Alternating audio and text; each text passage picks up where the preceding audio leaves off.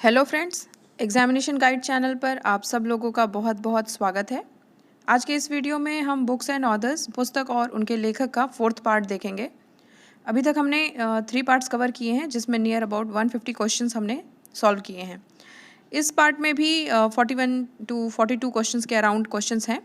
Total मिला करके 183 questions हो जाएंगे टोटल।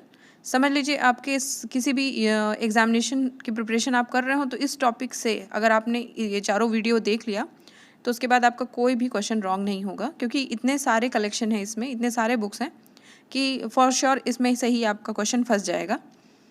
तो चलिए फ्रेंड्स स्टार्ट करते हैं इस वीडियो को। तो फ्रेंड्स हमारा पहला क्वेश्चन है, पुस्तक 1984 किसके द्वारा लिखी गई है?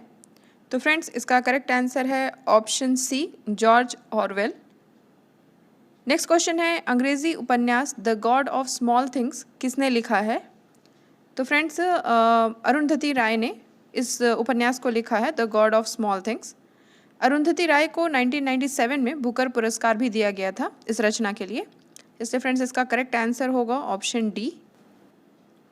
मृगनयनी के लेखक कौन है? तो फ्रेंड्स वृंदावन लाल वर्मा ने मृगनयनी उपन्यास लिखा है, ऑप्शन ए।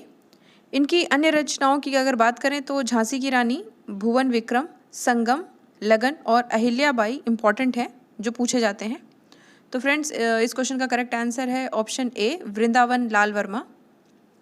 निम्नलिखित हिंदी रचनाओं में से कौन सी पहले लिखी गई थी? तो फ्रेंड्स यहाँ पर कुछ रचनाएं दी हैं, उनका क्रोनोलॉजिकल ऑर्डर पूछा है कि मतलब इसमें से सबसे पहले कौन से ईयर में लिखी गई है। तो फ्रेंड्स अगर ईयर वाइज देखा जाए तो मृगावती कुतुबुन के द्वारा लिखी गई है 1503 ईस्वी में। पद्मावती मलिक मोहम्मद जैसी की रचना है जिसे 1540 में लिखा गया था। मधुमालती मंझन की रचना है, 1545 में लिखी गई थी। और इंद्रावती नूर मोहम्मद के द्वारा लिखी गई है 1743 ईस्वी में। इसलिए फ्रेंड्स अगर आप इनका क्रोनोलॉजिकल ऑर्डर यानी काल क्रम अनुसार कौन पहले लिखी गई है कौन बाद में लिखी गई है, तो मृगावती को लिखा गया है 1503 ईस्वी में, जो कि इन सारे रचनाओं में सबसे पहले लिखी गई है। इसलिए फ्रेंड्स इसका करेक्ट आंसर होगा ऑप्शन डी। नेक्स्ट क्वेश्चन देखते हैं, India from Curzon to Nehru पुस्तक है। तो friends India from Curzon to Nehru and after, ये बुक का नाम है। ये दुर्गादास की रचना है, option B. India from Curzon to Nehru and after का लेखक कौन है? Same question, option A Durgadas. An equal music किसने लिखी है? तो फ्रेंड्स इसके रचनाकार हैं विक्रम सेठ, जिन्होंने द गोल्डन गेट भी लिखी है। ये दोनों रचनाएं इनकी बार बार पूछी जाती हैं एग्जामिनेशन में, एन इक्वल म्यूजिक और द गोल्डन गेट। इसलिए ऑप्शन बी करेक्ट है। बिखरे मोती के रचयिता हैं? तो फ्रेंड्स बिखरे मोती सुभद्रा कुमारी चौहान की रचना है जो उन्होंने 1932 में लिखी थी। इनकी अन्य रचनाओं की अगर बात करें तो उन्मादिनी और सीधे साधे चित्रा, ये दोनों भी बहुत ही इंपॉर्टेंट है जो बार बार पूछे जाते हैं। इसलिए इस क्वेश्चन का करेक्ट आंसर होगा ऑप्शन सी, सुभद्रा कुमारी चौहान ने लिखा है बिखरे मोती। नेक्स्ट क्वेश्चन है, नौकर की कमीज के लेखक का क्या नाम है? तो फ्रेंड्स विनोद कुमार शुक्ला ने लिखी है नौकर की कमीज, ऑप्शन बी।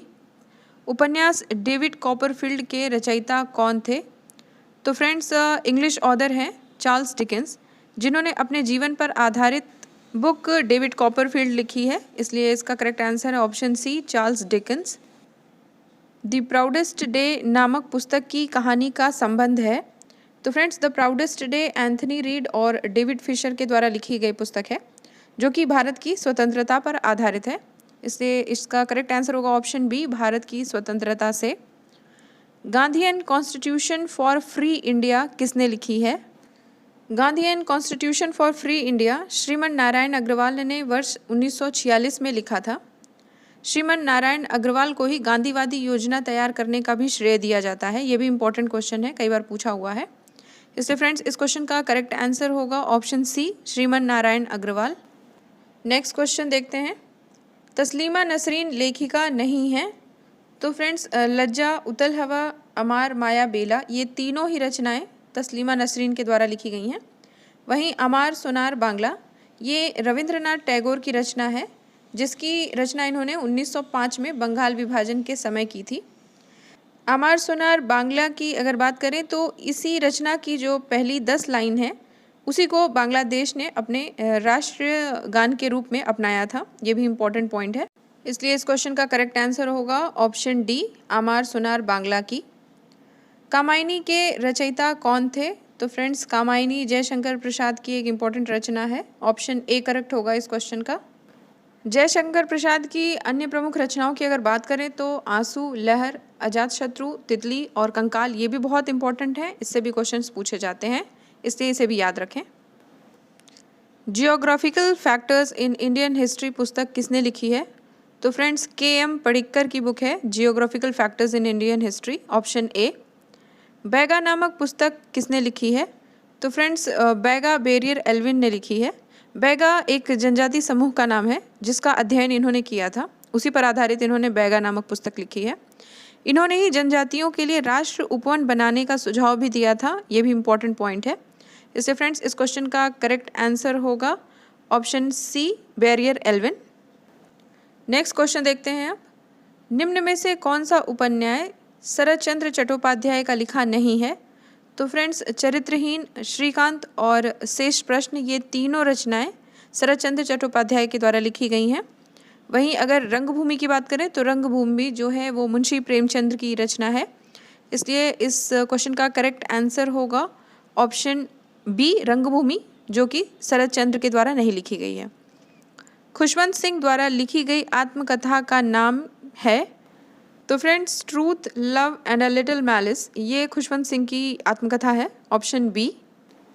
अब देखते हैं next question. New dimension of India's foreign policy पुस्तक के लेखक कौन हैं?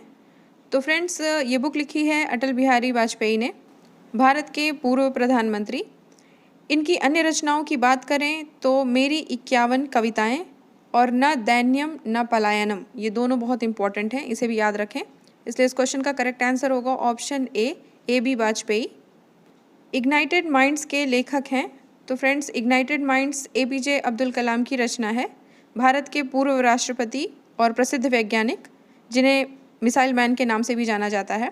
इनकी और इम्पोर्टेंट बुक्स की अगर बात करें तो ignited minds, India 2020, wings of fire, जो कि इनकी ऑटोबायोग्राफी है, आत्मकथा, inspiring thoughts, spirit of India और टर्निंग पॉइंट्स, ये सारे बहुत इंपॉर्टेंट हैं जिससे क्वेश्चंस बनते हैं, इसलिए ये सारी रचनाएं आप याद रखें APJ अब्दुल कलाम की। इसलिए फ्रेंड्स, इस क्वेश्चन का करेक्ट आंसर होगा option A, APJ Abdul Kalam. The post American world नामक पुस्तक के लेखक हैं?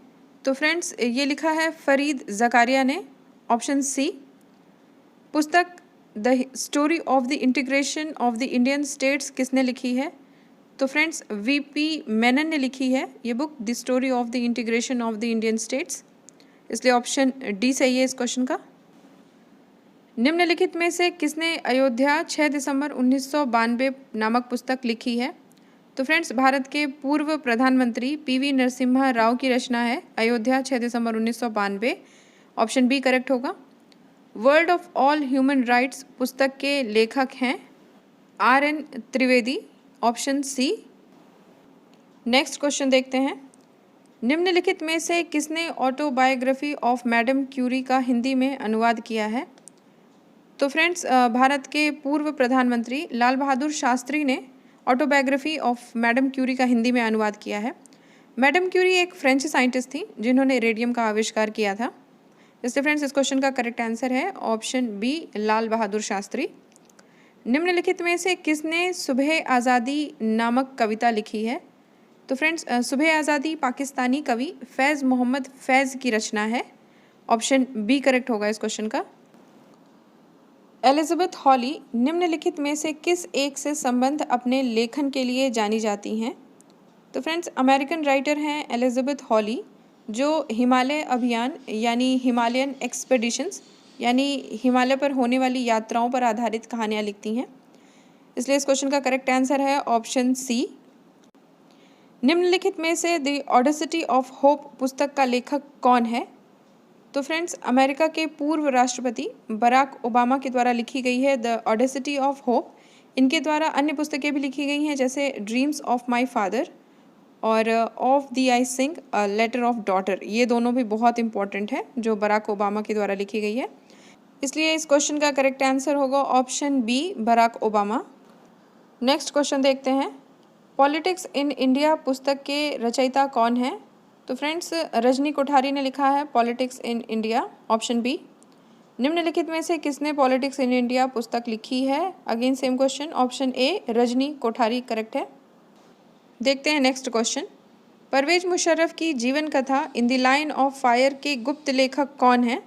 तो फ्रेंड्स, हुमायूं गौहर को in the line of fire के गुप्त लेखक के रूप में जाना जाता है। बहुत विवाद है इस बात पे। इस पर बहुत लोग मानते हैं कि ये बुक परवेज मुशर्रफ ने खुद लिखी है और कुछ लोग कहते हैं कि ये हुमायूं गौहर की रचना है। इसलिए इस क्वेश्चन का करेक्ट आंसर है ऑप्शन ए। अंधा युग के लेखक कौन है? तो friends, option C Dharamvir Bharati की रचना है अंधा युग। पुस्तक वन डे वंडर्स के लेखक हैं? तो friends, one day wonders Sunil Gavaskar की रचना है, ऑप्शन बी। इनकी द्वारा लिखी गई अन्य किताबों की बात करें जो बहुत इंपॉर्टेंट है, वो है सनी डेज, जो इनकी आत्मकथा है, autobiography, idols, runs and ruins और वन डे वंडर्स। तो फ्रेंड्स, ये सारी इंपॉर्टेंट रचनाएं इनकी, इसे याद रखिएगा। निम्नलिखित में से कौन सी जोड़ी लेखक एवं ग्रंथ सुमेलित हैं? इसमें से करेक्ट मैच सेलेक्ट करना है हमको। Sunil Gavaskar cricket my style, तो फ्रेंड्स ये रॉन्ग है। Cricket my style Kapil Dev की रचना है। हिलरी क्लिंटन लिविंग हिस्ट्री, तो फ्रेंड्स ये करेक्ट है। Dominique Lapierre myth of Mahatma, तो friends myth of Mahatma Arthur Camp की रचना है। और Minoo Masani the struggle for peace, तो friends the struggle for peace Neville Chamberlain की बुक है। तो इस हिसाब से इस क्वेश्चन में ऑप्शन बी है जो करेक्टली मैच है। देखते हैं नेक्स्ट क्वेश्चन। फ्रेंड्स, यहाँ से हमने सारे मैचिंग क्वेश्चंस को एक साथ रखा है क्योंकि ऑफन सारे जो ऑप्शंस होते हैं वो रिपीटेड होते हैं, इसलिए इनको एक ही जगह रखा गया है। चलिए इसको सॉल्व करते हैं। निम्नलिखित को सुमेलित कीजिए। तो फ्रेंड्स, सूची 1 और सूची 2 में रचनाएं और उनके रचनाकार का विवरण दिया है, इसे हमें मैच करना है। मुंशी इंशा अल्लाह खान की रचना है उदयभान चरित। वहीं बाबू देवकी नंदन खत्री ने लिखा है काजर की कोठरी। पंडित प्रताप नारायण मिश्र हठी हमीर और जयशंकर प्रसाद कंकाल। तो फ्रेंड्स, इस हिसाब से जो ऑप्शन बन रहा है वो है ए का 4, बी का 3, सी का 1 और डी का 2, यानी कि ऑप्शन बी। देखते हैं नेक्स्ट क्वेश्चन। निम्नलिखित को सुमेलित कीजिए। सूची 1 में रचनाओं का विवरण है और सूची 2 में उनके लेखक दिए हुए हैं, हमें मैच करना है। तो फ्रेंड्स, तबकाते अकबरी निजामुद्दीन की रचना है। तबकाते नासरी मिनहाजुद्दीन बिन सिराजुद्दीन की रचना है। तारीख़े फ़िरोज़ शाही जियाउद्दीन बरनी की रचना है। और तारीख़े यामिनी अल उतबी की रचना है। तो फ्रेंड्स, इसके अकॉर्डिंग जो हमारा करेक्ट मैच होगा वो होगा ए का 3, बी का 2, सी का 4 और डी का 1, यानी कि ऑप्शन ए।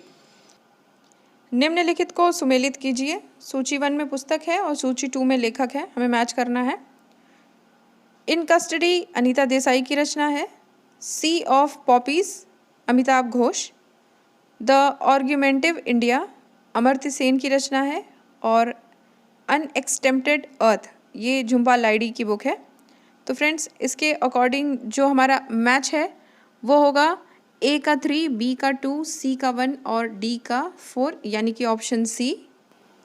देखते हैं नेक्स्ट क्वेश्चन। निम्नलिखित को सुमेलित कीजिए। सूची 1 में लेखक का विवरण है और सूची 2 में उनकी पुस्तकें हैं, हमको मैच करना है। तो फ्रेंड्स, वी.एस. नायपाल की रचना है इन अ फ्री स्टेट, जिसके लिए वी.एस. नायपाल को 1971 में बुकर प्राइज़ दिया गया था। फ्रेंड्स, इनफैक्ट इसमें जितनी भी रचनाएं हैं सारी बुकर प्राइज़ विनर ही बुक्स हैं। किस किस ईयर में ये बुकर प्राइज़ विनर रही हैं ये मैं आपको बताती चलूँगी। सलमान रुश्दी ने रचना की है मिडनाइट चिल्ड्रन की, 1981 में मिला था इसके लिए बुकर प्राइज़ इन्हें। पॉल स्कॉट स्टेइंग ऑन के लिए बुकर प्राइज़ मिली है 1977 में। और J Farrell the siege of Krishna, इसके लिए 1973 में इनको दिया गया था बुकर प्राइज़। इसलिए इस क्वेश्चन का जो करेक्ट मैच हो रहा है वो है ए का 2, बी का 3, सी का 4 और डी का 1, यानी कि ऑप्शन ए। निम्नलिखित को सुमेलित कीजिए। सूची 1 में पुस्तक है और सूची 2 में उनके लेखक का विवरण है, हमें मैच करना है। तो friends, Gandhian constitution for India Shriman Narayan की रचना है। The republic of India Alan Gledhill की रचना है। The white umbrella D Mackenzie Brown के द्वारा लिखा गया है। और the politics of India since independence Paul R Brass की रचना है।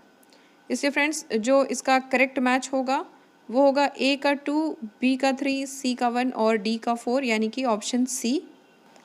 नेक्स्ट क्वेश्चन देखते हैं। निम्नलिखित को सुमेलित कीजिए। सूची 1 में पुस्तक हैं और सूची 2 में लेखक हैं, इन्हें मैच करना है। तो friends half a line VS. Naipaul की रचना है। वर्शिपिंग फॉल्स गॉड्स ये अरुण शौरी की रचना है। अग्नि की उड़ान ए.पी.जे. अब्दुल कलाम की रचना है। और जीत आपकी शिव खेड़ा इनकी रचना है। इसलिए इस क्वेश्चन का जो मैचिंग होगा वो होगा ए का 3, बी का 1, सी का 4 और डी का 2 यानी कि ऑप्शन सी। अब देखते हैं इस वीडियो का लास्ट क्वेश्चन। निम्नलिखित में से कौन सर्वोदय योजना की रूपरेखा तैयार करने में सम्मिलित था? तो फ्रेंड्स इसका करेक्ट आंसर है ऑप्शन बी, जयप्रकाश नारायण। सर्वोदय योजना के साथ साथ गांधीवादी योजना के बारे में भी बहुत बार क्वेश्चन पूछा है। तो फ्रेंड्स श्रीमन नारायण अग्रवाल ने गांधीवादी योजना की रूपरेखा तैयार की थी, ये भी याद रखिएगा। तो फ्रेंड्स इस क्वेश्चन का करेक्ट आंसर होगा ऑप्शन बी, जयप्रकाश नारायण। तो फ्रेंड्स हमने 4 वीडियोस में बुक्स एंड ऑथर्स का पूरा कंप्लीट पोर्शन तैयार किया। इससे बाहर आपका कोई भी क्वेश्चन नहीं आने वाला है। ये सारे इंपॉर्टेंट क्वेश्चंस हैं, इन्हें आप नोट करके याद करिए। ऑप्शन के वे में आप इसे तैयार करिए, आप जैसे भी इसे याद कर सकते हैं। इसके बाहर कोई क्वेश्चन नहीं आएगा। अगर आपका इतना प्रिपरेशन है तो आपकी बुक्स एंड ऑथर्स से कंप्लीट प्रिपरेशन है। इसके बाद बस करंट अफेयर्स में जितनी भी बुक्स आप उस ईयर पढ़ रहे हैं उसके बारे में डिटेल देख लीजिएगा। अगर आपको मेरा ये वीडियो अच्छा लगे तो इसे प्लीज़ लाइक एंड शेयर करें और मेरे चैनल को सब्सक्राइब कर लें ताकि आपको इस तरह के वीडियोस मिलते रहें। Thanks for watching.